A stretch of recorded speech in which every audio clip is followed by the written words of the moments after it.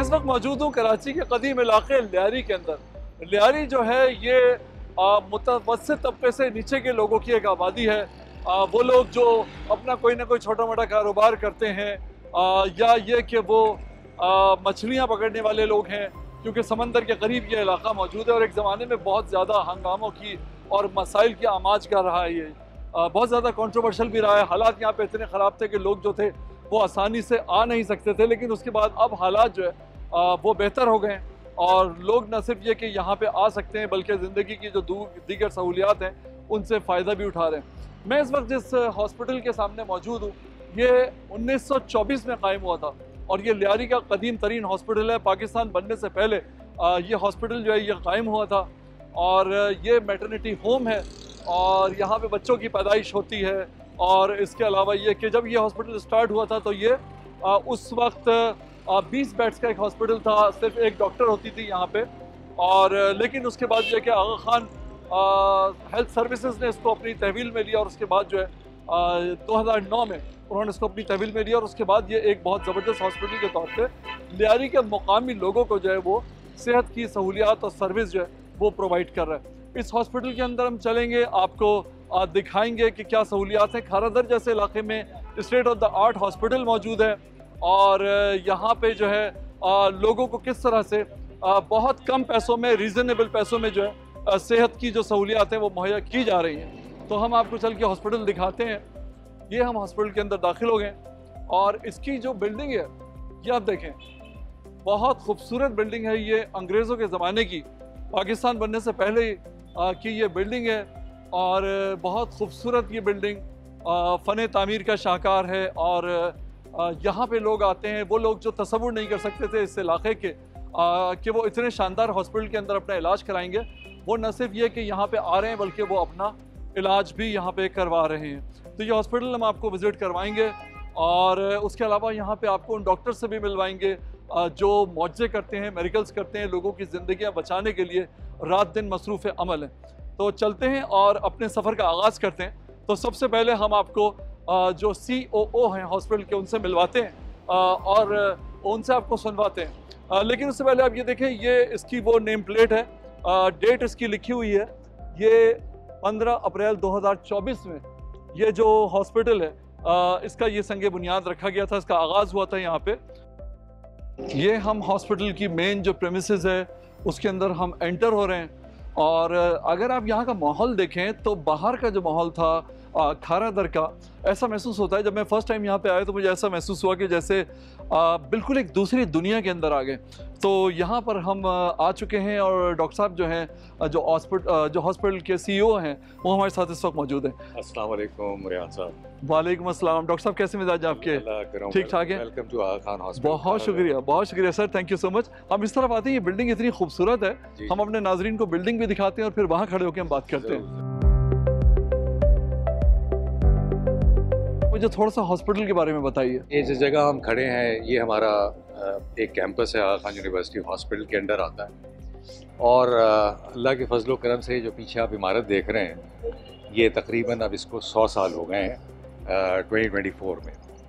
तो हमने इसकी सेलिब्रेशन भी की है इस साल, 100 ईयर्स माशाल्लाह ऑफ जान बाई बिल्डिंग। माशाल्लाह। बिल्डिंग पहचानी भी जाती है जान बाई बिल्डिंग के नाम। जान बाई जो है, मुझे थोड़ा सा बताएं कि जान बाई किसका नाम था, किसके नाम पे रखा गया और इसको बनाया किसने था? ऑलराइट, इसके लिए हम चलते हैं 100 साल पीछे, 1924 में। 1924 बल्कि यूँ समझ लें कि 1918 में जब ये इंडिया का पार्ट हुआ करता था। जनाब। और इस जगह पर बच्चों की जो अमूमन डिलीवरीज होती थी उस टाइम पर कराची के इस इलाके में, वो दाई किया करती थी, दाई। जी हाँ। और इन्फेंट मोर्टेलिटी या बच्चों की अमवात का रेट बहुत ज़्यादा था। तो एक मेहरबान शख्स उस ज़माने में जिनका नाम था वज़ीर बंदे अली, वो बड़े कंपैशनेट थे। उनको ख्याल आया, उन्होंने कहा क्यों ना हम कराची के इस इलाके में एक मैटरनिटी होम बनाएं। जी हाँ। तो उन्होंने इस आइडिया के साथ रॉयल हाइनेस सर आगा खान III सर सुल्तान मोहम्मद शाह को अप्रोच किया। उन्होंने कहा जी मेरा एक प्रपोज़ल है कि इस इलाके में एक मैटरनिटी होम बनना चाहिए ताकि हम बच्चों की अमवात की शरह को कम कर सकें, हिफ्ज़ान सेहत के उसूलों के मुताबिक ख़वातीन को बच्चों को केयर दे सकें। तो उन्होंने इस प्रपोज़ल को सराहा और माशाअल्लाह वज़ीर मंदे अली साहब ने खुद उस ज़माने में 1,20,000 रुपए की डोनेशन क्या बात है दी और उसी की वजह से यहाँ पर इस मैटरनिटी होम का संग बुनियाद रखा गया। वज़ीर साहब की वालदा जो है ना, उनका नाम था जान भाई वज़ीर अली, और ये बिल्डिंग उन्होंने अपनी वालदा के नाम पर। आप देखिए सर, माओ का कितना कंट्रीब्यूशन है हमारी सोसाइटी में कि माओ की वजह से और भी ऐसे हॉस्पिटल्स हैं पाकिस्तान के अंदर जिनको हम जानते हैं, जैसे कि शौकत खाना में, जो माओ की वजह से वजूद में आए और अपनी माओ को ट्रिब्यूट देने के लिए, खैराज तहसीन पेश करने के लिए उनके बेटों ने जो है वो तामीर किए थे। तो माएँ जो हैं, आप देखें, एक कौम को जन्म देती हैं, बच्चों को जन्म देती हैं, उसके साथ साथ हॉस्पिटल्स जो है उनका जो जन्म है वो भी माओ की वजह से। तो ये एक बहुत बड़ा हम पे एहसान है हमारी माओ का, चाहे वो किसी भी कम्युनिटी से ताल्लुक़ रखती हों। ये उनका हम पे एहसान है कि उन्होंने हमारे माशरे को और हमें जो है इतनी खूबसूरत फैसिलिटीज़ दी। बिल्डिंग के बारे में मुझे बताइए, बड़ी state of the art building जो है, मतलब ये कि यूनेस्को हेरिटेज साइट के अंदर भी ये शामिल है और यानी कि समझ लें कि वर्ल्ड हेरिटेज में शामिल है ये, और फिर हुकूमत सिंध की तरफ से भी इसको एक मुकाम हासिल है। इसका मुझे थोड़ा सा बताएं कि ये बिल्डिंग की जो तामीर है वो उन्होंने खुद करवाई थी बंदे अली साहब ने, या उससे पहले से ये मौजूद थी? देखिए, ये तामीर जो है ना, इसकी अगर आप इसका आर्किटेक्ट अभी भी देखें तो ये अंग्रेज़ों के ज़माने की तामीर शुदा बिल्डिंग है। जी हाँ। और ये जब इन्होंने खुद तामीर नहीं कराई थी, मेरे ख्याल में ये बिल्डिंग कुछ एग्जिस्ट करती थी किसी फॉर्म में। अच्छा।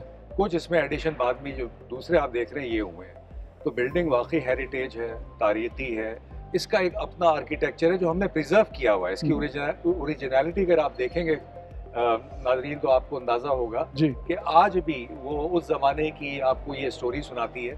और इंशाल्लाह भी थोड़ी देर में अगर आपको अंदर का भी हम टूर कराएंगे। जी हाँ। तो हमने इसको बहुत अच्छी तरह इसकी चीज़ों को, ओरिजिनलिटी को, बल्कि पिछले 1-1.5 साल पहले हमने इसको रिस्टोर भी किया है, इसकी रिफर्बिशमेंट की है जी। और अभी इस साल हमारा ग्राउंड फ्लोर को कंप्लीट रेनोवेट करने का प्लान है। अच्छा, उसके बाद जब ये आगा खान यूनिवर्सिटी के कंट्रोल में आया या उन्होंने इसको अपने उसमें कस्टडी में लिया, तो फिर क्या तरक्की इसके अंदर हुई?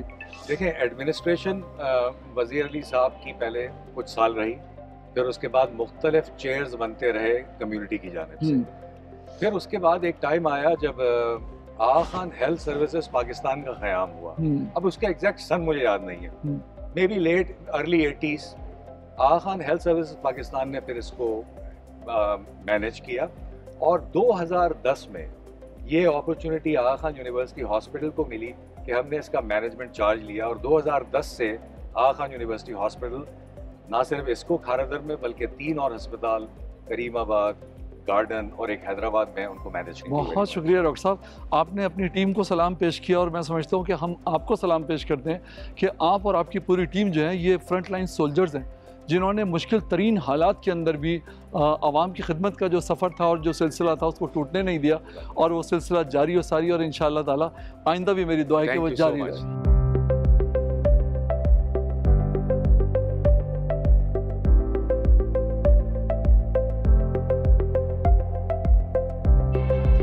इस हॉस्पिटल की बिल्डिंग अपनी जगह एक state of the art piece मुझे नज़र आती है, पीस ऑफ क्रिएशन। और जो यहाँ के जीने हैं, यहाँ की दीवारें हैं, फ्लोरिंग है, वो उसको देखकर भी जो है एक मेरे जैसा आदमी जिसको तारीख से और आर्किटेक्चर से इश्क है, वो बड़ा इंस्पायर होता है। हम आपकी मुलाकात करा रहे हैं असगर साहब से, जो कि एडमिनिस्ट्रेटिव ऑफिसर हैं इस हॉस्पिटल के, और सारे मामलात को देखते हैं। अस्सलाम वालेकुम। वालेकुम अस्सलाम। कैसे मिजाज हैं आपके? ठीक ठाक है, बिल्कुल। इतनी ज़बरदस्त हिस्टोरिकल वैल्यू जिस हॉस्पिटल की हो, उसकी हिस्ट्री एक पूरी मुकम्मल मौजूद हो, उसका पार्ट होना कैसा लगता है?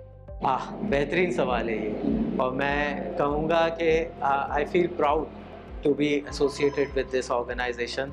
मेरा एक अरसे से एफिलिएशन है, और मैं आपको सच बताऊं तो आप अभी और लोगों से भी मिलेंगे तो आप सुनेंगे कि कोई 10 साल से इस इदारे से जुड़ा हुआ है, कोई 15 साल से जुड़ा हुआ है। मुझे भी ऑल टुगेदर 27 ईयर्स हो गए। मेरी ये फ़र्स्ट जॉब है। मैं आगा खान अस्पताल में ही मुसलसल ओहदों पे जो है वो अल्हम्दुलिल्लाह प्रमोट होके और आज इस फरीज़े पे पहुँचा। सर मुझे ये बताइए कि यूनेस्को हेरिटेज साइट का पार्ट है ये हॉस्पिटल जो है, तो मुझे उसके बारे में ये बताइए आप कि किस तरीके से यानी कि इस बिल्डिंग की कोई यूनिकनेस हो। इतने 100 साल पहले ये बिल्डिंग बनी है और आजकल की जो बिल्डिंग्स बन रही हैं वो अलग तरह की हैं, बहुत मॉडर्न बिल्डिंग्स हैं और ये सारी चीज़ें। तो उसका मुझे बताइए कि इसका जो है इसमें किन बातों का ख्याल रखा गया था इस बिल्डिंग में तामीर के वक्त? ऑब्वियसली पुरानी इमारत जो हमारी पुरानी तामीरात जो होती थी तो उसमें तो बहुत सारी चीज़ों का ख्याल रखा जाता था। यानी अगर मैं आपको कहूँ कि रोशनदान जो आज की बिल्डिंग्स में या आज के हॉस्पिटल्स में शायद आपको बहुत अच्छे से ना मिले, लेकिन हमारे यहाँ बहुत सारी चीज़ों का ख्याल रखा गया है। हाँ, ये मैं आपको ज़रूर बताऊँगा कि चूँकि ये अब हेरिटेज का पार्ट है तो हम इसके एक्सटीरियर का बहुत ज़्यादा ख्याल रखते हैं और इसकी मेंटेनेंस पे बहुत ज़्यादा इन्वेस्ट करते हैं। और कहीं पर भी हमें कोई भी ऊंच नीच ज़रा सा भी नज़र आ रहा हो तो हम इमीडिएटली, हमारे पास एक डेडिकेटेड मेंटेनेंस टीम है, वो इसके ऊपर काम कर रही होती है। देन एंड देयर हम जो है उनको सॉर्ट आउट कर रहे होते हैं। सो हमारी भरपूर इस पे एफ़र्ट है कि ये मेंटेन रहे अपनी असल हालत में और हमारे ऑपरेशन उसके साथ ही साथ चलते रहे। बिल्कुल सही है। मैं एक ख़ास बात बताऊँ इस हॉस्पिटल के हवाले से कि बहुत सारे लोग जो शहर के दूसरे इलाकों में रहते हैं वो तसव्वुर भी शायद नहीं कर सकते कि खारा दर जैसे कदीम इलाके के अंदर इतना शानदार एक हॉस्पिटल मौजूद है जो state of the art health facilities जो है वो उन्हें प्रोवाइड कर रहा है। तो ये एक बहुत बड़ी नेमत है और यही मकसद था आज इस हॉस्पिटल में आने का और आप लोगों को इस बाकमाल टीम से मिलवाने का कि ये लोग कितना काम यहाँ पे कर रहे हैं, कितनी एफर्ट कर रहे हैं और लोगों की खिदमत के लिए जो है वो किस कदर आगे हैं। कोई ख़ास बात फुटफॉल के बारे में अगर मैं आपको बताऊं तो रोज़ाना हमारे पास तकरीबन जो है 400-450 मरीज़ अस्पताल में आता है। डिफरेंट हमारी सर्विसेज हैं। इसके अलावा एक अहम बात जो मैं आपको बताना चाहूँ, एक जनरल परसेप्शन है कि जी महंगा है, तो ये सब्सिडाइज रेट पे हम यहाँ बहुत ज़्यादा काम कर रहे हैं। इसके अलावा हमारे पास वेलफेयर की सहूलत मौजूद है, ज़कात फैसिलिटी मौजूद है।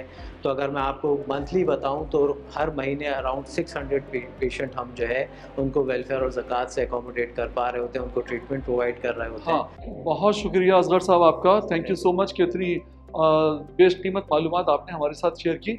आजकल के महंगाई के दौर में जब लोगों का ज़िंदगी गुजारना बहुत ज़्यादा मुश्किल है, उसमें इस तरह की फैसिलिटीज़ का होना कि 100% भी फ्री आप अपना इलाज करवा सकते हैं, 50% करवा सकते हैं, जिस तरह से भी जिस क्राइटेरिया में आप फॉल करते हैं, तो ये एक बहुत बड़ी बात है। और मैं समझता हूँ कि ये हॉस्पिटल हकीकी मानों में है वो खिदमत का फरीज़ा अंजाम दे रहा है।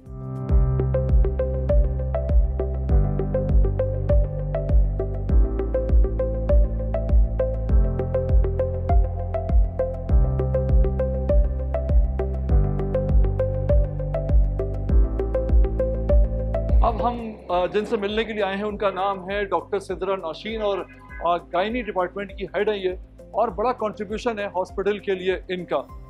कैसे मिजाज हैं डॉक्टर साहिबा? ठीक ठाक हैं? अल्लाह का शुक्र, अल्लाह का शुक्र, आप ठीक ठाक? डॉक्टर साहब ये बताइए कि कितने साल आपको हॉस्पिटल में हो गए?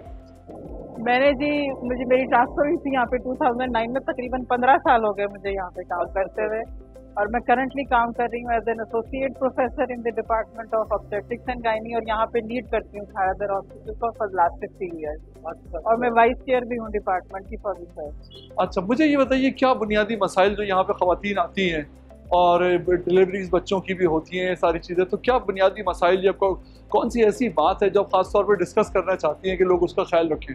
बुनियादी मसाइल तो ख़वातीन के सारे बुनियादी मसाइल हम यहाँ पे डील करते हैं, प्रेगनेंसी से रिलेटेड भी और प्रेगनेंसी के अलावा जो ख़वातीन के मसाइल हैं लाइक ब्लीडिंग के साथ भी आती हैं, सारी गायनी सर्जरीज यहाँ पे हम करते हैं। इस अस्पताल की ख़ास बात यह कि एक तो जनरेशन से है, बहुत अरसे से लोग यहाँ पे आते हैं, और सिर्फ वही नहीं, उनके ख़ानदान के बाकी लोग जो यहाँ से जाता है, तो ऐसी फैमिलीज भी हैं मेरे पास जिनके पेरेंट्स यहाँ पे डिलीवर हुए और उनके ग्रैंड पेरेंट्स यहाँ पे हुए। तो एक जनरेशनल ट्रस्ट है जो कम्युनिटी में चल रहा है। और पेशेंट सिर्फ कराची से नहीं आते, आपको हैरानी होगी सुन के कि गवादर, कोयटा, बलोचिस्तान, वहाँ तक से लोग आते हैं जिनका एक्सपीरियंस यहाँ पे अच्छा रहा है। तो पेशेंट एक्सपीरियंस बहुत काउंट करता है, और वो जो उनका जो ट्रस्ट है हमारे ऊपर, हमारी पूरी कोशिश होती है कि वो कायम रहे और हम वो क्वालिटी और मेयारी केयर उनको दें जो स्टैंडर्ड है।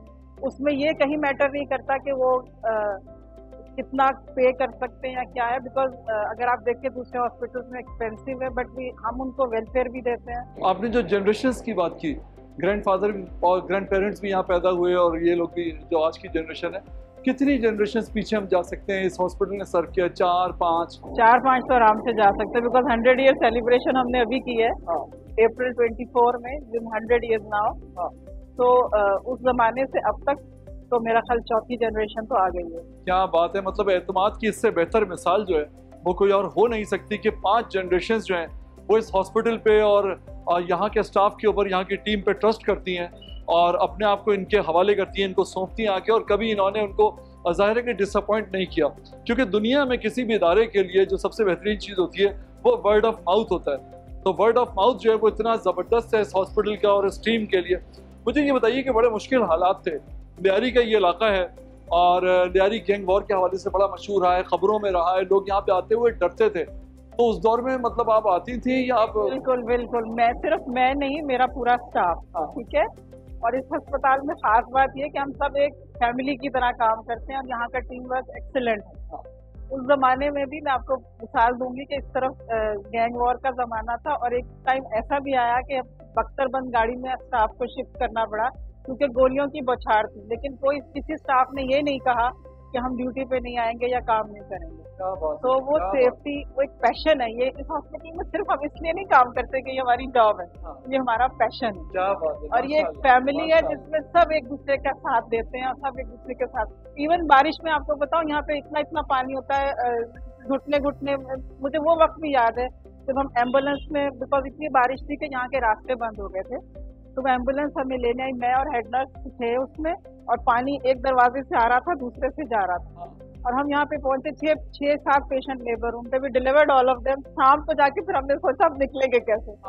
तो वो पैशन सब में है और लोग अपना घर बार छोड़ के इसको एक समझे खिदमत के तौर पे लेते हैं, उस तरह काम करते हैं। यहाँ पे वो लोग भी हैं जो यहाँ पे 30 साल पहले जवान हो गए, बच्चे थे जब यहाँ पे आए थे, तो 35 ईयर्स 40 ईयर्स के लोग यहाँ पे काम करते हैं। मुझे बताइए कि आप जो हैं वो जिस जमाने में ये लियारी गैंग वॉर वगैरह का सिलसिला चल रहा था, तो ये तो बड़ी फायरिंग्स और ये सारे चीजें, तो उसमें तो गोलियां गिरती होंगी हॉस्पिटल के सहन में, ऐसा होता था? शेल गिरे होते थे सहन में। अच्छा, इस सहन के अंदर इस रोड से उस रोड की शेलिंग होती थी, मतलब यहाँ से उस रोड की ओर फायरिंग और शेलिंग हो रही है। यहाँ पे सुबह शेल भी उठाए हैं, ऐसा भी है।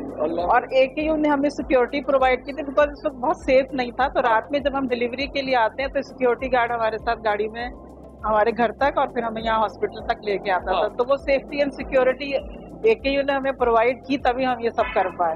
एंड वी वर कॉन्फिडेंट कि हमारा, जाहिर है बिकॉज AKU में है तो हमारा safety and security in place है। डर नहीं लगता इंसान को, चाहे डॉक्टर हो या? देखें, अगर डरने लगेंगे तो फिर आपसे नहीं होगा काम। ऐसा वक्त भी था जब यहाँ पे बहुत बुरे हालात थे, जो भत्ता और गैंग वॉर चल रही थी, लेकिन उस वक्त भी हम पीछे नहीं हटे बिकॉज देखें मौत का तो एक दिन मुकर्रर है, वो तो जब आनी होगी जब ही आएगी। लेकिन जब आप डॉक्टर बनते हैं या आप मरीजों के साथ डील करते हैं तो आपने एक अपने आप से भी तो ओथ लिया है। फिर इंसान में क्या वो कहते हैं ना, दर्द दिल के वास्ते पैदा किया इंसान को, वरना तो आपके लिए कुछ कम न थे कर रो गया। माशाल्लाह। तो फिर दर्द दिल है तो फिर आप करते हैं। माशाल्लाह।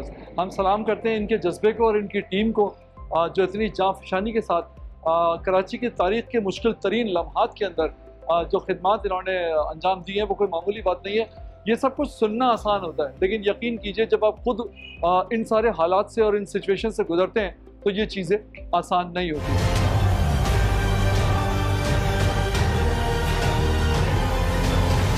जब हम बात करते हैं किसी हॉस्पिटल की, तो पेशेंट और डॉक्टर का जो रिलेशनशिप होता है वो बड़ा इंपॉर्टेंट होता है, क्योंकि अपने दिल की सारी बात, अपने मसाइल, अपनी बीमारी, अपनी जो करंट कंडीशन है, वो सारी बात जो है पेशेंट जो है अपने घर के बहुत सारे लोगों से भी नहीं करता, लेकिन वो एक डॉक्टर से करता है। मेरे साथ चाइल्ड स्पेशलिस्ट इस वक्त मौजूद हैं इस हॉस्पिटल की, उनका नाम है डॉक्टर सुनीता नमदेव साहिबा। उनसे हम बात करते हैं कि उनके पास पेशेंट्स किस तरह के आते हैं, उनसे अपनी दिल की बात जो है वो किस तरह से करते हैं, क्या करते हैं। तो डॉक्टर साहब मुझे ये बताइए कि आपके पास जो पेशेंट्स आते हैं तो बड़ी कहानियाँ आपके पास होंगी, बड़े यादगार वाक़यात होंगे।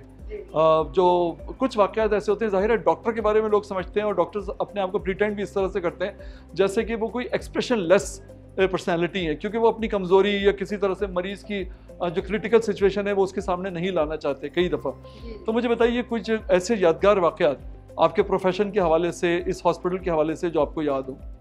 अच्छा, वैसे तो हमारे पास हर किस्म के पेशेंट्स आते हैं, सीरियस भी होते हैं और जो नॉर्मल चेकअप के लिए आते हैं वो भी होते हैं। लेकिन कुछ रिसेंट एक एक्सपीरियंस मैं बताऊंगी अपना कि कुछ दिन पहले मेरे पास एक पेशेंट आया जो कि मतलब फाइनेंशियली वो बहुत बिल्कुल बेचारा अफोर्ड नहीं कर पा रहा था।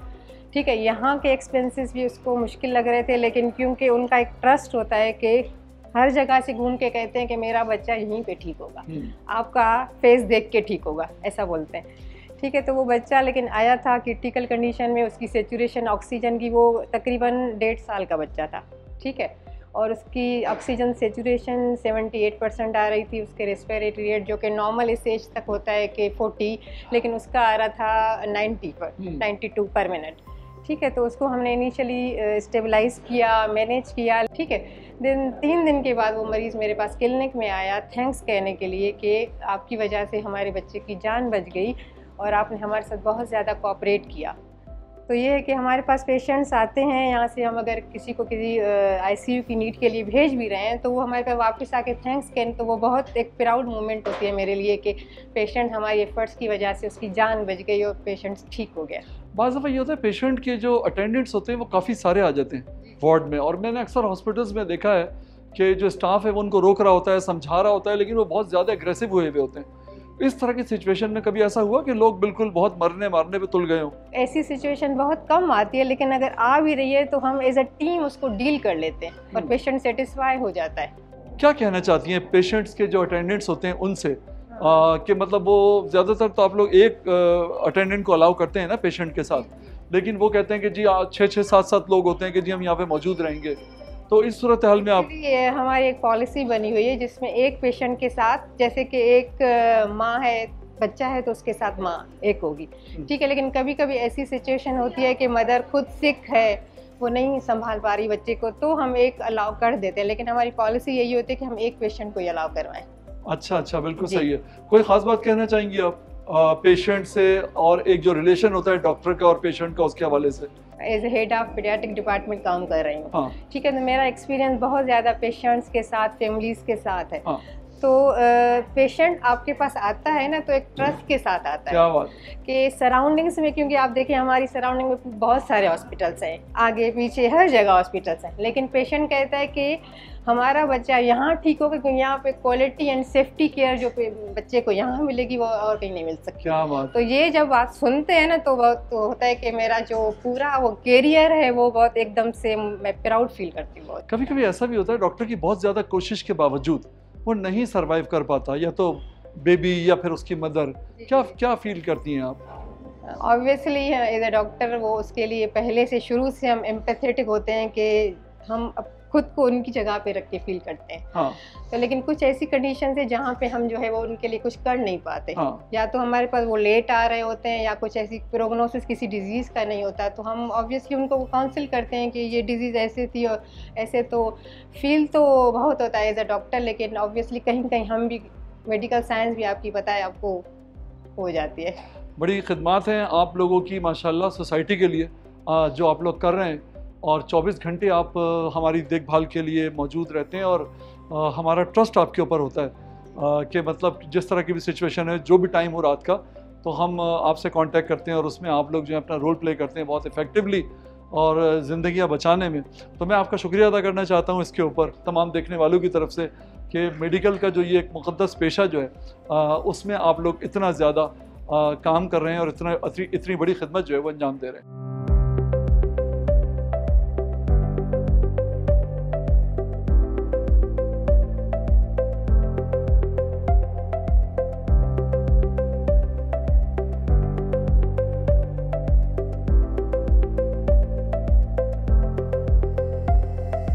ये जो हॉस्पिटल है जिसमें हम इस वक्त मौजूद हैं, इसमें बड़ी मज़ेदार कहानियाँ मौजूद हैं, और जो डॉक्टर्स यहाँ पे कर रहे हैं उनका भी एक बड़ा ख़ास किस्म का रिलेशन है यहाँ पे।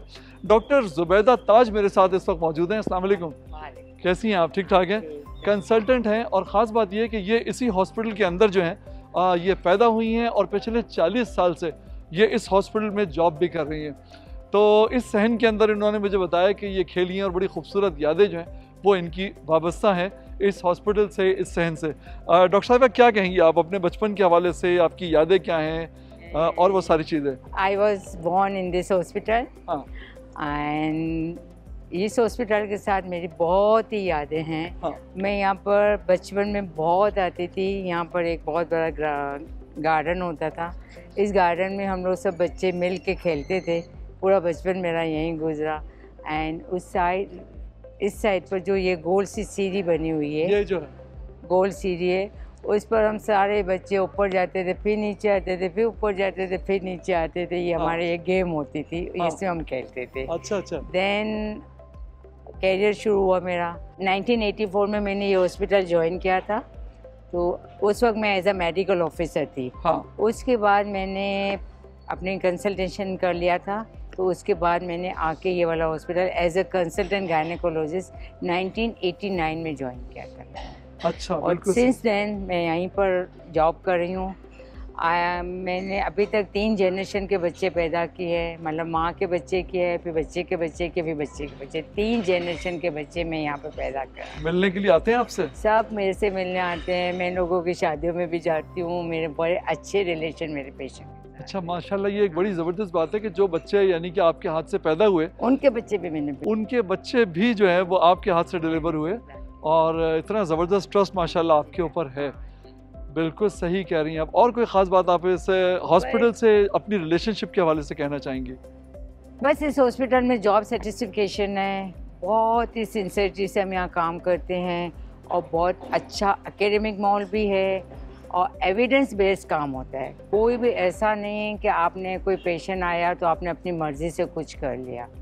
एकेडमिक पॉइंट ऑफ व्यू से देखेंगे, बुक्स को देखेंगे। यहाँ पर अक्सर जो बहुत सारे पेशेंट सेकंड ओपिनियन के लिए भी आते हैं कि हमें बाहर के लोगों ने कहा है कि आपका ये है, तो आप हमें बताएं कि यहाँ पर आप हमें एक्सपर्ट ओपिनियन दें। तो यहाँ पर जो ओपिनियन दिया जाता है वो एविडेंस बेस्ड ओपिनियन हम देते हैं। अच्छा, मुझे ये बताएं कि मैंने सुना है कि यहाँ के जो डॉक्टर्स होते हैं, एक स्पेशलिटी इस हॉस्पिटल की ये है कि अगर पेशेंट को ज़रूरत हो और वो अपने घर पे बुलाना चाहे तो घर पे भी जाते हैं, विजिट करते हैं।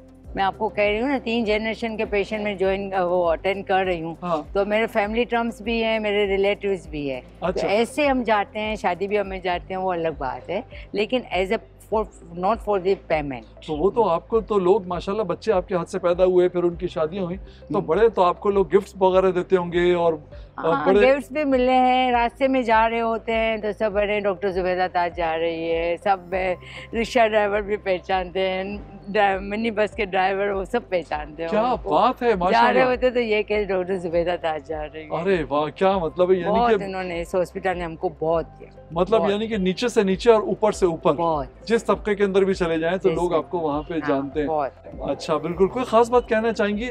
डिलीवरीज यहाँ पे रोजाना कितनी होती हैं? यहाँ पर रोजाना अब तो डिलीवरी रेट बढ़ गया है, 10 से 15 तक तो हो जाती हैं, और सीजर ऑपरेशंस भी होते हैं। लेकिन मतलब जो भी होता है इसमें कंसल्टेंट इन्वॉल्व होती हैं। हर केस में कंसल्टेंट का इंडिविजुअल इंटरेस्ट होता है।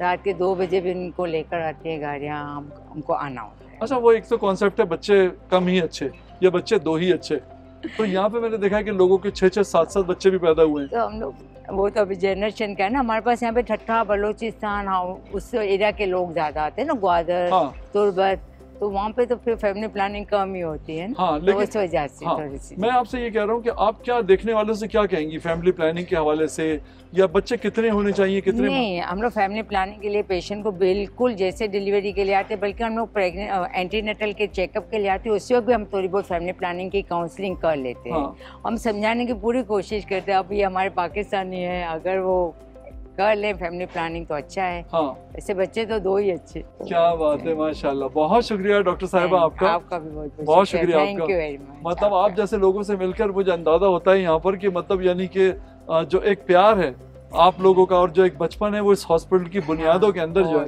वो चीज़ यहाँ पे मौजूद है। और ये एसोसिएशन होती है किसी इदारे के साथ के लोग उसको उसमें काम करने वाले उसको इतना ज़्यादा ओन करते हैं कि आप ये समझ लें कि उनकी बुनियादें जो हैं जब बचपन गुजरा हो किसी जगह पे, फिर वहीं पे वो जॉब भी कर रही हैं 40 साल से, तो ये कितना यहीं से रिटायरमेंट भी लेंगे, रिटायरमेंट भी यहीं से लेंगे। माशाल्लाह। और बहुत कम ऑर्गेनाइजेशंस के अंदर ऐसा होता होगा कि वो लोग काम कर रहे हैं जिन्होंने यहीं पे जन्म लिया और यहीं पे वो सर्व कर रहे हैं।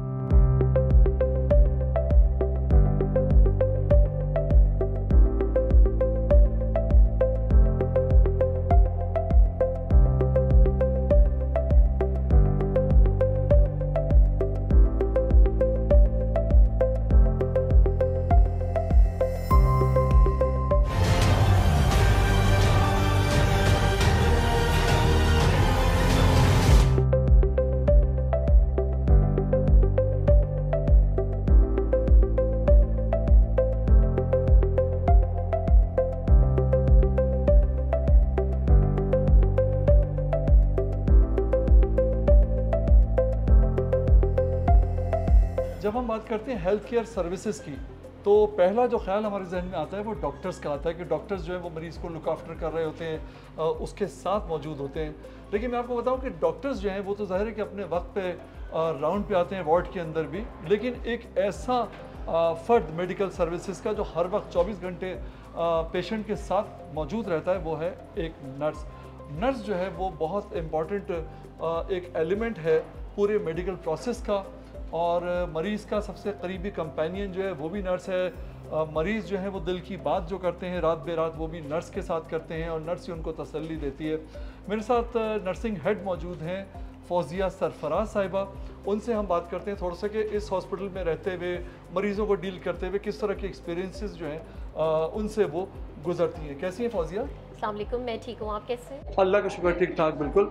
फौजिया ये बताइए, आपने नर्सिंग का पेशा जो है एक मुश्किल पेशा है, आसान पेशा नहीं है, आपने क्यों इख्तियार किया? नर्सिंग का पेशा देखने में बहुत मुश्किल ज़रूर है, लेकिन ये मेरा अपना दिली ख्वाहिश थी और मेरे पेरेंट्स का बहुत ही ज़्यादा सपोर्ट था इसके अंदर। वो चाहते थे, मेरे पेरेंट्स भी, मेरी अपनी फैमिली भी, कि मैं जो ना वो नर्सिंग प्रोफेशन के अंदर आऊँ। तो मैंने इस प्रोफेशन को अपना एक जोश और अपना गोल बना लिया कि मुझे ज़रूर नर्सिंग करनी है। और दिन ब दिन मेरा इंटरेस्ट उसके अंदर दिन ब दिन बढ़ता गया और मैंने आज यहाँ तक हेड नर्स पोजीशन तक आकर अपना काम किया। एक अच्छी नर्स में क्या खूबियाँ, बेसिक जो खूबियाँ हैं वो कौन सी होनी चाहिए एक अच्छी नर्स में? एक अच्छी नर्स होने के लिए सबसे पहले जो बुनियादी अमल है ना, एक अच्छा इंसान होना बहुत ज़रूरी है। क्या बात? एक अच्छा इंसान वो होता है कि जो सिर्फ अपने बारे में ना सोचे, अपने मरीज़ों के बारे में भी सोचे। तो सबसे पहले तो आप एक अच्छे इंसान अगर बन जाते हैं, ठीक है, तो आप ऑटोमेटिकली एक नर्सिंग प्रोफेशन में इन होने के लिए रेडी हो जाते हैं। हाँ। फिर आपको ये देखना होता है कि आप अपने मरीज़ों का ख्याल कैसे रखेंगे। आपके अंदर वो खिदमत का जज्बा होना चाहिए, आपके अंदर वो बात करने के तरीक़ेकार होने चाहिए जिससे मरीज़ आपकी बात को बहुत अच्छे से सुने, समझे, और आप उनके साथ एक अलग होकर काम ना करें बल्कि उनके साथ शाना बशाना खड़े होकर काम कर सकें। सबसे मुश्किल हिस्सा आपके प्रोफेशन का आप क्या समझती हैं कि वो क्या है, और जब वो आपके सामने आता है तो आप उसे हैंडल कैसे करती हैं? ओके, नर्सिंग प्रोफेशन के अंदर जो डिफरेंट मराहिल हमारे सामने आते हैं, जैसे फॉर एग्जांपल हमारे कस्टमर से हमारी डीलिंग कैसे होती है, हमारे पेशेंट से हम किस तरह डील करते हैं, हमारे अपने इंटरनल कस्टमर यानी हमारे अपने स्टाफ के साथ हम कैसे डील करते हैं। सो मुश्किलात वैसे जो हमारे पास आती हैं, तो हमारे पास जैसे फॉर एग्जांपल पेशेंट के साथ कभी हम बातचीत करते हैं तो पेशेंट अपनी राय अगर दे रहा होता है तो हमें उसे समझाना होता है, क्योंकि अगर हम इस प्रोफेशन के बारे में ज़्यादा बेहतर तरीके से जानते हैं तो हम एज ए टीम उसको समझाने की कोशिश करते हैं ताकि वो अपनी राय के अंदर हमारी राय को शामिल कर सके। ये समटाइम थोड़ा सा मुश्किल ज़रूर होता है, लेकिन ये नामुमकिन नहीं होता, क्योंकि पेशेंट हम पर ट्रस्ट करते हैं। हाँ। और फिर उसी वजह से वो हमारी बात को ज़रूर समझते हैं और उस पर अमल भी करते हैं। एतमाद हासिल करना जो होता है मरीज़ का, पेशेंट का, वो बहुत इंपॉर्टेंट होता है। क्या उसकी टेक्निक है, उसका तरीका क्या है कि जिससे आप एतमाद हासिल करती हैं?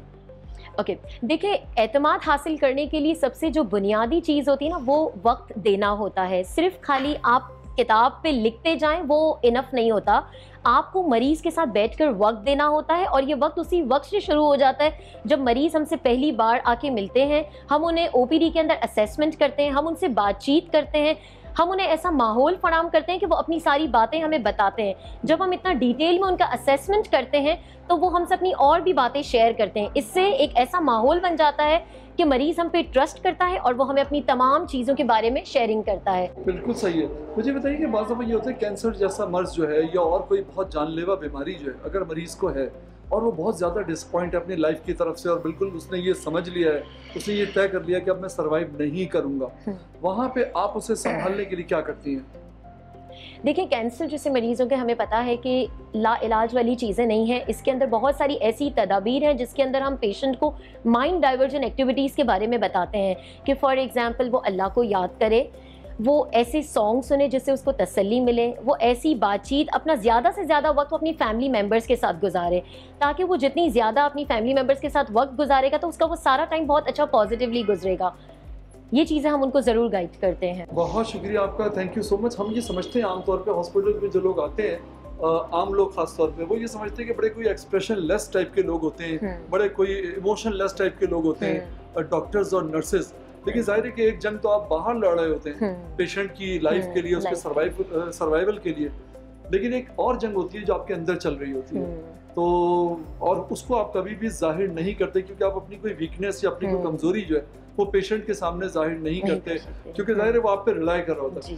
बहरहाल बड़ा काबिल तारीफ है आप लोगों का काम, और मैं बहुत ज़्यादा इंस्पायर, बहुत ज़्यादा मुतासिर हूँ आपसे, और बहुत ज़्यादा शुक्रगुजार हूँ कि आप जैसे लोग जो है इस प्रोफेशन में मौजूद हैं और हमें लुक आफ्टर करने के लिए मुश्किल वक्तों में आप जो है अपना किरदार अदा करते हैं। बहुत शुक्रिया आपका। Thank you. वो डॉक्टर्स जो मरीज को ऑपरेशन से पहले बेहोशी की हालत की तरफ लेकर जाते हैं वो बेइंतहा अहमियत के हामिल होते हैं, और ये काम बड़ी जिम्मेदारी का हामिल है। बहुत सारे लोग इसके बारे में ज़्यादा तफसील नहीं जानते, तो डॉक्टर निर्मल दास मेरे साथ मौजूद है, उनसे हम इस बारे में बात करेंगे आवाम की मालूमात में इजाफे के लिए।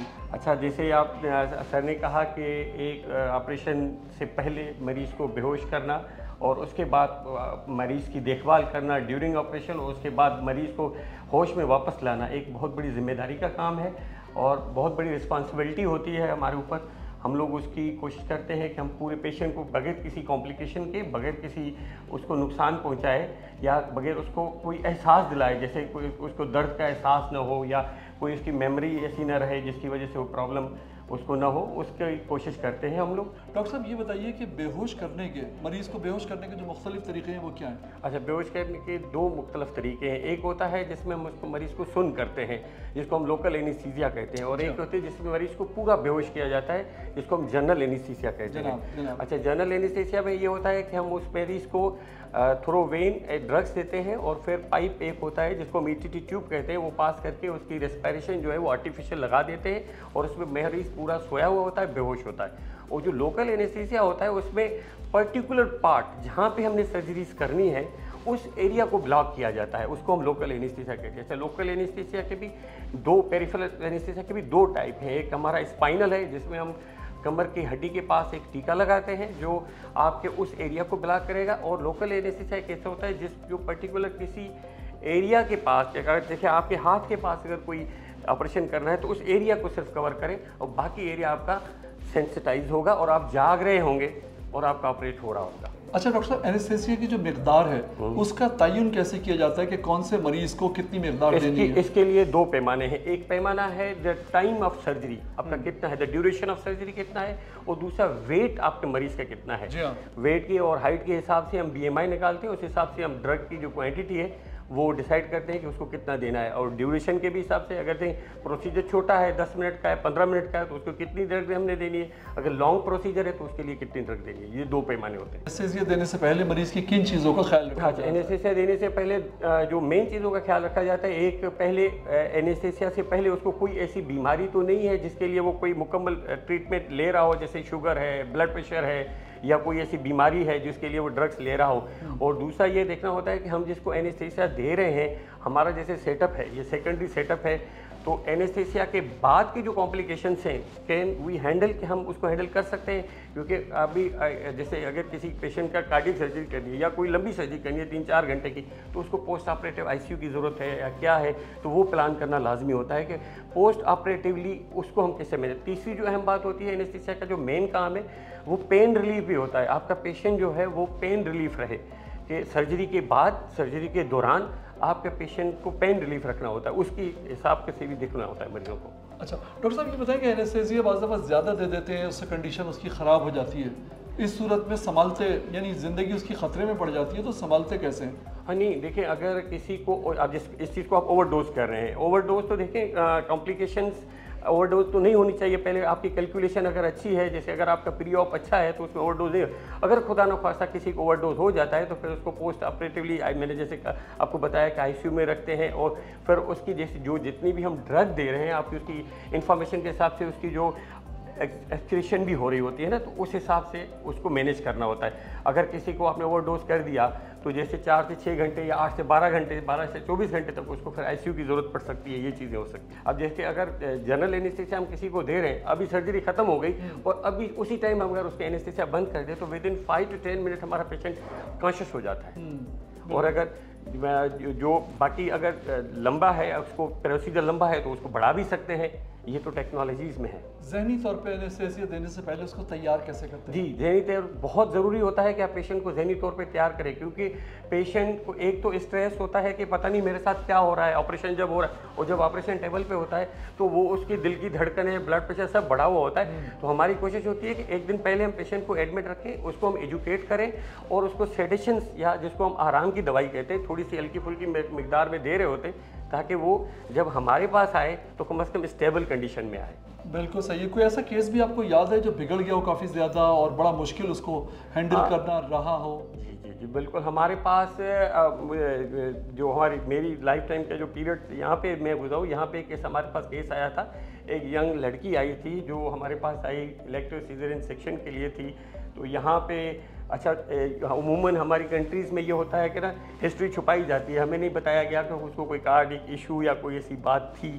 तो जब हमने उसको एनेस्थाइज किया, she was collapsed on the left on table, और हमने CPR किया उसका, और उसको विद इन 15-20 मिनट CPR के बाद हमने उसको रिकवर किया, और उसके बाद हमने उसको ICU शिफ्ट किया, और वो she will become complete recover हो गई। इट्स मिरेकल सब लोग कह रहे थे। एंड ये she has only A 20% ejection fraction. Ejection fraction मैं आपको बता दूं, यानी आपके दिल की काम करने की सलाहियत सिर्फ उसकी 20% थी। वो उस पेशेंट को हमने मैनेज किया था यहाँ पे in this secondary setups. And मुझे बहुत बड़ा एप्रिसिएशन लेटर मिला, बहुत अच्छा एप्रिसिएट किया मुझे डिपार्टमेंट ने, हमारी ऑर्गेनाइजेशन ने। It was my success story too. बहुत शुक्रिया डॉक्टर साहब, बहुत शुक्रिया, थैंक यू सो मच।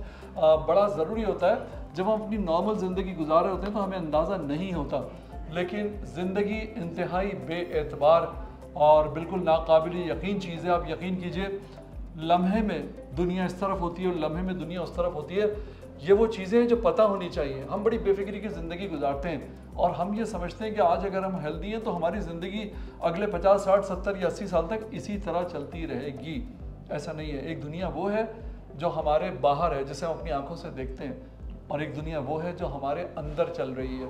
तो उस दुनिया के बारे में भी पता होना चाहिए। अपने टेस्ट वगैरह करवाते रहें और हम हर लिहाज से अपने अंदर भी झांकते रहें ताकि कोई सरप्राइज़ जो है हेल्थ के हवाले से हमें ना मिले। डॉक्टर साहब से बात करने का मकसद यही था कि ऐसी चीज़ें अपने देखने वालों को बताई जाएं कि इन केस ऑफ इमरजेंसी जब किसी हॉस्पिटल में उन्हें जाना पड़े तो उन्हें पता हो कि किस तरह से उन्होंने आगे बढ़ना है, और डॉक्टर की जजमेंट जो है जो उनके पेशेंट को ट्रीट कर रहा है वो क्या होनी चाहिए।